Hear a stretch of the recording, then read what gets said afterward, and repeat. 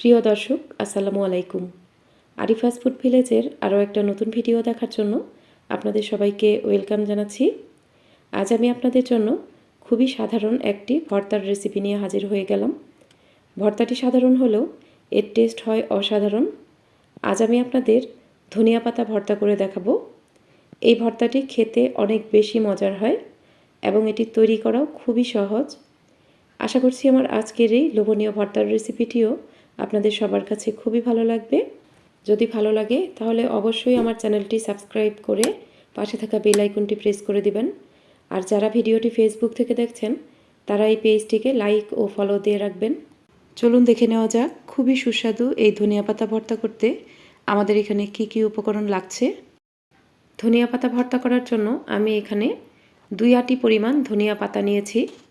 এগুলোকে আমি খুব ভালোভাবে বেছে নিয়েছি। এরপর আমি এগুলোকে ভালোভাবে ধুয়ে নিয়েছি। এরপর আমি এখানে নিয়েছি কিছু রসুন কুচি।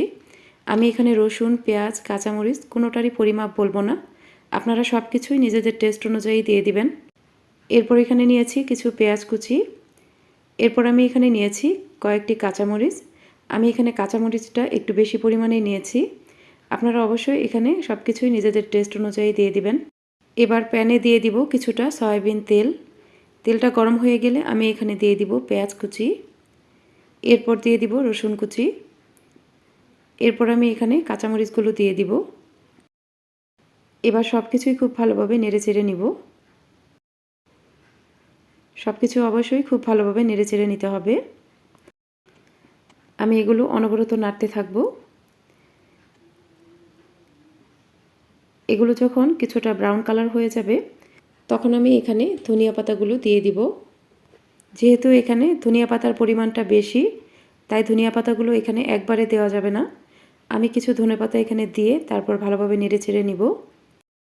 এগুলো কিছুক্ষণ নেড়েচেড়ে নেওয়ার পর দেখা যাবে ধনিয়া পাতাগুলো অনেকটাই কমে গেছে। ধনিয়া পাতাগুলো কিছুটা কমে যাওয়ার পর আমি এখানে বাকি ধনিয়া পাতাগুলো দিয়ে দিব এবং এগুলো আমি খুব ভালোভাবে নেড়েচেড়ে নিব। এগুলো অনবরত নাড়তে থাকতে হবে। ধনিয়া পাতাগুলো কিছুক্ষণ নেড়েচেড়ে নেওয়ার পর দেখুন এগুলো পরিমাণে অনেকটাই কমে গেছে। এ পর্যায়ে আমি এখানে স্বাদমতো লবণ দিয়ে দিব। লবণটা দিয়ে দেওয়ার পর আমি এগুলো আবারও খুব ভালোভাবে নেড়েচেড়ে নিব। এখানে অবশ্যই ধনিয়া পাতাগুলো ঢাকনা খুলেই নেড়েচেড়ে নিতে হবে। কোনোভাবেই ঢাকনা দিয়ে ঢেকে দেওয়া যাবে না। এগুলো ঢাকনা দিয়ে ঢেকে দিলে ধনিয়া পাতার কালার নষ্ট হয়ে যাবে। তাই অবশ্যই ধনিয়া পাতাগুলো ঢাকনা খুলেই এভাবে নেড়েচেড়ে নিতে হবে। ধনিয়া পাতাগুলো আমি সব কিছুর সাথে খুব ভালোভাবে নেড়েচেড়ে ভেজে নিয়েছি। এটা কিন্তু হয়ে গেছে। এখন আমি এটা নামিয়ে ফেলব। ঠান্ডা হয়ে যাওয়ার পর আমি এগুলো শিলপাটায় বেটে নিব। ঠান্ডা হয়ে যাওয়ার পর আমি এগুলো শিলপাটায় বেটে নিয়েছি।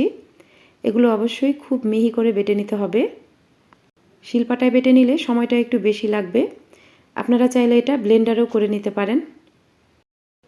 দেখুন ভর্তাটা কিন্তু একদম মিহি করে করতে হবে। আমার ভর্তাটা প্রায় বেটে নেওয়া হয়ে গেছে। ভর্তাটা বেটে নেওয়া হয়ে গেলে আমি এটা একটা প্লেটে উঠিয়ে নিব। ভর্তাটা আমি একটা প্লেটে নিয়ে নিয়েছি। এখন আমি এখানে কিছুটা সরিষার তেল দিয়ে দিব। সরিষার তেল দেওয়ার ফলে এই ভর্তার টেস্ট কয়েক গুণ বেড়ে যাবে। আমি তেলের সাথে ভর্তাটা খুব ভালোভাবে মিশিয়ে নেব। ভর্তাটা তেলের সাথে ভালোভাবে মিশিয়ে নেওয়ার পর আমি এটা একটা প্লেটে সার্ভ করে নিব। দেখুন ধনিয়া পাতা ভর্তার কালারটা কিন্তু খুবই সুন্দর হয়েছে আর ভর্তাটা দেখতেও অনেক বেশি লোভনীয় হয়েছে। এই ভর্তাটি খেতেও খুবই ভালো লাগে। আপনারা অবশ্যই এইভাবে একবার বাসায় ট্রাই করবেন। যেহেতু এখন শীতকাল এই ধনিয়া পাতাটা কিন্তু এখন আমাদের সবার হাতের কাছেই আছে। তাই আর দেরি না করে আজই বানিয়ে ফেলুন খুবই লোভনীয় স্বাদের এই ধনিয়া পাতার ভর্তা। আশা করছি আমার আজকের এই লোভনীয় ভর্তার রেসিপিটিও আপনাদের সবার কাছে খুবই ভালো লেগেছে। যদি ভালো লাগে তাহলে প্লিজ আমার চ্যানেলটি সাবস্ক্রাইব করে পাশে থাকা বেল আইকনটি প্রেস করে দিবেন। আর যারা এই ভিডিওটি ফেসবুক থেকে দেখছেন তারা আমার পেজটিকে লাইক ও ফলো দিয়ে রাখবেন। আজ এ পর্যন্তই। এরপর আবারও হাজির হব নতুন কোনো ভিডিও নিয়ে। সে পর্যন্ত সবাই ভালো থাকবেন। আল্লাহ হাফেজ।